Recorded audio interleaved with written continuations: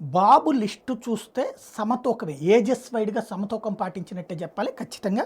ఎందుకంటే 25 నుంచి 35 సంవత్సరాల యంగ్స్టర్స్ ఇద్దరున్నారు.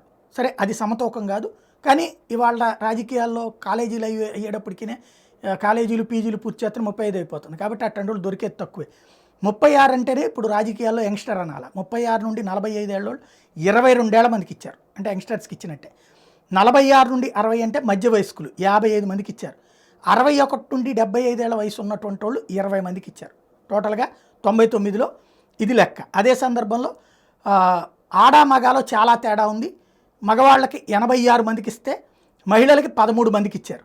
ఇక్కడ చాలా తేడా ఉంది. కాకపోతే మహిళలు దొరకట్లేదు కాబట్టి వీళ్ళకి అనుకోవాలా. ఈవెన్ వీళ్ళైనా ఇస్తే 33% ఇస్తేనే గ్రేట్. లేకపోతే ఎడ్యుకేషన్ పరంగా చూస్తే ఐఏఎస్ కంప్లీట్ చేసి రిటైర్ అయినకి ఒక్కళ్ళకి, పిహెచ్డి చేసిన వాళ్ళకి ఇద్దరికి, లైక్ కొలికిపూడి లాంటి వాళ్ళకి, పోస్ట్ గ్రాడ్యుయేట్ వాళ్ళు 30 మంది ఉన్నారు, డాక్టర్లు 3 ఉన్నారు, గ్రాడ్యుయేట్స్ 63 మంది ఉన్నారు. అంటే టోటల్గా చూస్తే నిషాని ఎవరు లేరు, అంటే చదువు రాని వాడు ఎవరు లేరు. మినిమం డిగ్రీ చేసిన వాళ్ళు, లేకపోతే ఎంబీబీఎస్లు, పోస్ట్ గ్రాడ్యుయేట్లు, పిహెచ్డీలు, ఐఏఎస్లు ఉన్నారు. కానీ ఎవరు చదువు రానటువంటి వాళ్ళని ఎవరినైతే తీసుకోవాలి.